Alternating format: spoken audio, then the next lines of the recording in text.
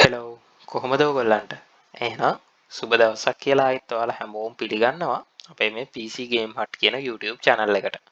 එහෙනම් මේ දැනුම එදිනදා ජීවිතේ ඔයාට අවශ්‍ය වන තොරතුරු අරන් එන මේ නාලිකාවෙන් අරන් එන අලුත් brand new වීඩියෝ එකකට තමයි අපි ඔයාව නැවත වතාවක් සාදරයෙන් පිළිගන්නේ. channel එකට අලුත් කෙනෙක් නම් channel එක subscribe කරන්න අමතක කරන්නත් එපා.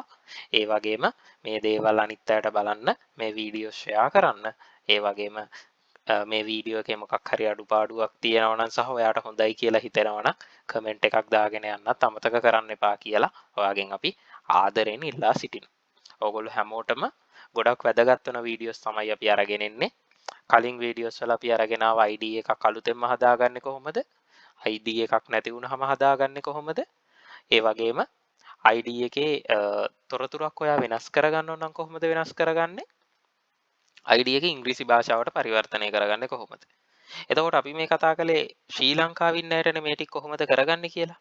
අපි අද කතා කරනවා ditthව පුරවැසියෙක්ට ලංකාවේ සහ වෙන රටක පුරවැසිභාවයේ තියෙන ditthව පුරවැසියෙක්ට කොහොමද එයා ශ්‍රී ලංකාවේ ජාතික හැඳුනුම්පත ලබා ගන්න කියලා.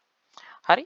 එහෙනම් අපි බලමු කොහොමද ditthව පුරවැසියෙක් සඳහා ජාතික හැඳුනුම්පත අයදුම් කරන්න කියලා. හරි. එතකොට ඔයා දන්නවා මේ වෙබ්සයිට් එකට එන විදිහ මම ඒක පහළ ඩිස්ක්‍රිප්ෂන් එකේ දාන්නම්. drp.gov.lk වෙබ්සයිට් එකට ගිහිල්ලා ඒක ඔයාට සිංහල භාෂාව තෝරගන්න පුළුවන්. එතකොට මෙන්න මේ වගේ වෙබ් පිටුවකට තමයි ඔයාට ප්‍රවිෂ්ඨ වෙන්න හැකියාව තියෙන්නේ. හරි. එතකොට මෙන්න මේකේ උඩ තියෙන පොඩි ඉරි කෑලි තුනක් වම් අත පැත්තේ ඔයාගේ ඒක ක්ලික් කරන්න. ඊට පස්සේ තියෙනවා ජාතික හැඳුනුම්පත ලබා ගැනීම කියලා. ඒක ක්ලික් කරායින් පස්සේ ඒක යටතේ හතරවෙනියට තියෙනවා ditthව පුරවැසියන් සඳහා ජාතික හැඳුනුම්පත ලබා ගැනීම. හරි. ඒක ක්ලික් කරන්න. ඔන්න එතකොට ඔයාට සියලු විස්තර ටික බලා ගන්න පුළුවන් කොහොමද ditthව පුරවැසියෝ ජාතික හැඳුනුම්පතක් ඉල්ලුම් කරන්නේ කියලා. ditthව පුරවැසියන් සඳහා ජාතික හැඳුනුම්පතක් නිකුත් කිරීම. 1948 අංක 19 දරන පුරවැසිභාවය පිළිබඳ පනතේ 19 දෙක වගන්තිය යටතේ ditthව පුරවැසිභාවය ගන්න පුළුවන්. 19 දෙක වගන්තිය යටතේ ditthව පුරවැසිභාවය ලබාගෙන ඇති පුද්ගලයන්ගේ පුරවැසිභාවය අහෝසි වී නැවත ශ්‍රී ලාංකික පුරවැසිභාවය ලබාගෙන ඇති බැවින් මෙන්න මේ වගන්තිය යටතේ ඒගොල්ලන්ගේ පුරවැසිභාවය අහෝසි වෙලා ආයිත් පුරවැසිභාවය ලබාගෙන තියෙන නිසා පැරණි ජාතික හැඳුනුම්පත් අංකය අවලංගු කරන්න ඕනේ. ඔයා ලංකාවේ ඉඳලා ඔයාට ID එකක් තියෙනවා. ඔයා වෙන රටකට ගිහිල්ලා එහෙ ditthව පුරවැසිභාවය ගත්තට පස්සේ ඔයාගේ පැරණි ජාතික හැඳුනුම්පත වළංගු වෙන්නේ නැහැ. ඒක අවලංගු කරන්න ඕනේ. එහිදී පැරණි ජාතික හැඳුනුම්පත් අංකය අවලංගු කර නව ජාතික හැඳුනුම්පත් අංකයක් ලබා දෙන අතර ජාතික හැඳුනුම්පත් අංකය වෙනස් වීම තහවුරු කිරීමේ ලිපියක්ද දෙපාර්තමේන්තුවෙන් දෙනවා. ඔයාට අලුත් ID එකක් එක්ක මේ වෙනස් වීම තහවුරු කරන ලිපියකුත් ඔයාට පුද්ගලයන් ලියාපදිංචි කිරීමේ දෙපාර්තමේන්තුව විසින් ලබා දෙනවා. ඊට පස්සේ අපි බලමු කොහොමද මේක වෙන්නේ කියලා. 1948 අංක 19 දරන පුරවැසිභාවය පිළිබඳ පනතේ 19.3 වගන්තිය යටතේ ditthව පුරවැසිභාවය 19.3 වගන්තිය යටතේ පුරවැසිභාවය ලබාගෙන නැත්නම් පුරවැසිභාවය අහෝසි වීමක් සිදු නොවන බැවින් 19.2 යටතේ ඔයා පුරවැසිභාවය ගත්තා නම් ඔයාගේ පුරවැසිභාවය අහෝසි වෙනවා. එතකොට ගන්න ඕන විදිය තමයි උඩ එකේ තියෙන්නේ. දෙවැනි එකේ තියෙන්නේ 19.3. ඒක යටතේ ගත්තොත් ඔයාගේ පුරවැසිභාවය අහෝසි වීමක් සිදු වෙන්නේ නැහැ. ඒ පුද්ගලයන්ගේ පැරණි ජාතික හැඳුනුම්පත් අංකය තියෙනවා නම් ඒක අවලංගු නොකරන අතර ඒ අංකයම ඔයාට ආයි ගන්න පුළුවන්. 19 දෙක වගන්තිය යටතේ ඔයා පුරවැසිභාවය ගත්තා නම් අලුත් එකක් ගන්න ඕන අලුත් අංකයකින් 19 3 යටතේ ගත්තා නම් ගන්න ඕනේ නැහැ. හරි. එතකොට 19 3 යටතේ තියෙන එක අපි කතා කරන්න ඕනේ නැහැනේ. අපි කතා කරන්න ඕනේ 19 දෙක යටතේ ditthව පුරවැසියන් විසින් ඉදිරිපත් කර යුතු ලේඛන. 19 දෙක යටතේ නම් ඔයා මේ ID එක ඉල්ලන්නේ. ඔයා ඉදිරිපත් කරන්න ඕන ලේඛන මොනවද කියලා තමයි දැන් අපි කතා කරන්නේ. නිවැරදිව සම්පූර්ණ කරන ලද ඉල්ලුම් පත්‍රය. ඔයාට මෙන්න මේ link එක ක්ලික් කරලා ඒ ඇප්ලිකේෂන් එක ගන්න පුළුවන්. ඔයාගේ ditthව පුරවැසි සහතිකයේ මුල් පිටපත හෝ සහතික කළ පිටපතක් දෙන්න ඕනේ. අතිරේක දිස්ත්‍රික් රෙජිස්ට්‍රාර් විසින් සහතික කරන ලද උප්පැන්න සහතිකය හෝ උප්පැන්න ලේඛනයෙන් උපුටාගත් සටහනක් දෙන්න ඕනේ. ඔයාගේ ස්වාමි පුරුෂයාගේ නම හෝ වාසගම ගන්න ඔයා ඉල්ලුම් කරනවා නම් අතිරේක දිස්ත්‍රික් රෙජිස්ට්‍රාර් මහත්තයාගෙන් ගත්ත විවාහ සහතිකේ රජයේ අනුමත සමා වෙන්න ඔයා ඔයාගේ විවාහය සිදු වුණු ප්‍රදේශයට අදාළ ප්‍රාදේශීය ලේකම් කාර්යාලයෙන් ගත්ත සහතික විවාහ සහතික පිටපතක් දෙන්න ඕන.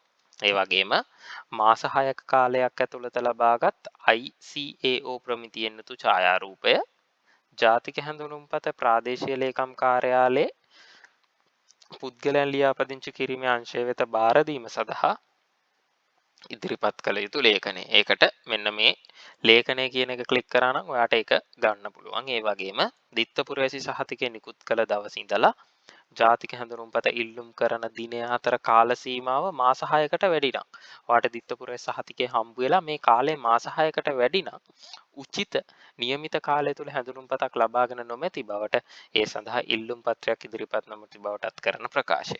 ඒකත් ඔයාට මේක ක්ලික් කරලා ගන්න පුළුවන්. මේ ප්‍රකාශ ලේඛන සහ ඉල්ලුම් පත්‍රය මම ඔයාට ඩිස්ක්‍රිප්ෂන් එකේ දාන්නම්. එතනින් ඩවුන්ලෝඩ් කරගන්නත් පුළුවන්.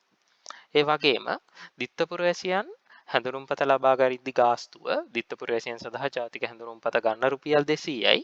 හැබැයි ඔයා දිත්තපුරවැසි සහතිකය ලබාගෙනත් දවස් ඉඳලා ජාතික හැඳුනුම්පත ඉල්ලුම් කරන කාල අතර කාල සීමා මාස 6කට වැඩි නම් ඔයාට 2500ක්. අලුතෙන්ම ගද්දි වගේ තමයි. 15 වෙනි ඉඳලා 16 වෙනකන් ගත්තේ නැත්නම් 2500ක්. සාමාන්‍ය සේවයට ඔයාට තැපෑලෙන් ජාතික හැඳුනුම්පත ගන්න 120ක ගාස්තුවක් ගෙවන්න ඕන.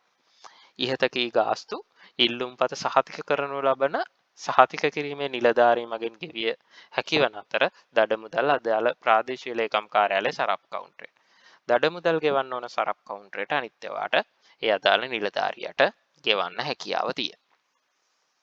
ඊට පස්සේ 1948 අංක 19 දරන පුරවැසි භාව පිළිබඳ පනතේ 19.3 යටතේ ජාතික හැඳුනුම්පත ලබා ගැනීමට ඉල්ලුම් කරන දිත්තපුරවැසියෝ දෙන්න ඕනේ මේ අර 19.3 අපි කිව්වේ ඒක අහෝසි වෙන්නේ නැහැ කියලා. ඉහත 19.2 යටතේ සඳහන් කළ ලේඛන ටික දෙන්න ඕනේ. ඊට අමතරව ජාතික හැඳුනුම්පත සංශෝධනයක් නම් පැරණි හැඳුනුම්පත එසේ නොමැති නම් ජාතික හැඳුනුම්පත අස්ථානගත වූ බවට පොලිස් වාර්තාව. ඔයා ගාව තියෙන ID එක දෙන්න ඕනේ. ඒක නැති වෙලා නම් පොලිස් පැමිණිල්ල දෙන්න ඕනේ. ඒකට ඒ වගේම වයස අවුරුදු 15ට වැඩි පුද්ගලයෙක් මුල්වරට ජාතික හැඳුනුම්පත ලබා ගන්න ඉල්ලුම් කරනවා නම් උචිත નિયમિત කාලය තුල හැඳුනුම්පතක් ලබා ගත්තේ නැහැ කියලා ඉල්ලුම් පත්‍රයක් ඉදිරිපත් කර නොමැති බවට කරන ප්‍රකාශය. ඒක ඔයාට මෙතනින් ගන්න පුළුවන්. ඒ වගේම තව විශේෂ කරුණු දෙකක් තියෙනවා දිත්තපුරවැසියන් සඳහා නාම ලබා දීම කියලා. නාම ලබා දීම ඉදිරිපත් කර ඇති දිත්තපුරවැසි සහතිකයේ සඳහන් නම ලබා දෙනු ලබයි. ඔයාගේ දිත්තපුරවැසි සහතිකයේ තියෙන නම තමා දෙන්නේ. දිත්තපුරවැසි සහතිකයේ සඳහන් නමට වඩා වෙනස් නමක් ඉල්ලා සිටින්නේ නම් එම ඉල්ලීමට අනුව දිත්තපුරවැසි සහතිකයේ නම සංශෝධනය කරලා ඉදිරිපත් කරන්න ඕනේ. ඔයාට දිත්තපුරවැසි සහතිකයේ තියෙන නම නෙමෙයි වෙන නමක් නම් ඕනේ. ඔයා අනිවාර්යෙන් දිත්තපුරවැසි සහතිකය සංශෝධනය කරලා තමයි ඉදිරිපත් කරන්න ඕනේ. ඉහත සඳහන් අවස්ථා දෙකෙහිදීම දිත්තපුරවැසි සහතිකයේ සඳහන් නම උප්පැන්න සහතිකයේ සඳහන් නමට වඩා වෙනස් වෙනවා නම් උප්පැන්න සහතිකය අනුව සංශෝධනය කරලා ඉදිරිපත් කරන්න ඕනේ. ඒ වගේම දිත්තපුරවැසි සහතිකයේ පියාගේ නම වාසගම සඳහන් නැති විට ඉල්ලුම්කරුගේ නම සමග පියාගේ නම වාසගම ඉල්ලන්නේ නම් ලබා දෙන්න පුළුවන්. ඔයා ඒක ඉල්ලනවා නම් ඔයාට ඒක දෙන්න පුළුවන්.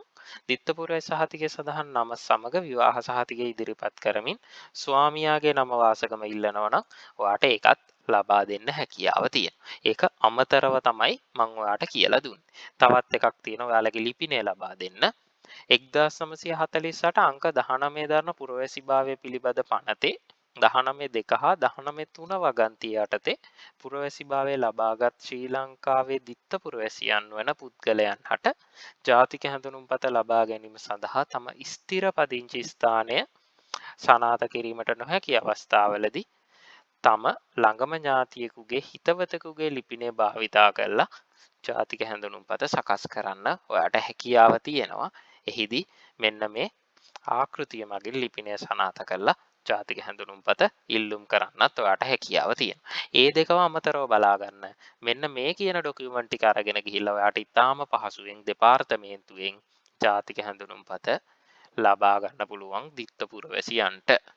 හරිද? එතකොට මං පොඩි වෙලාවක් අරගෙන ඔයාට කියලා දුන්නා දැන් අපි ලංකාවේ අයට වගේම දිත්තපුරවැසියන්ටත් කොහොමද මේ ජාතික හැඳුනුම්පත අයදුම් කරන්නේ.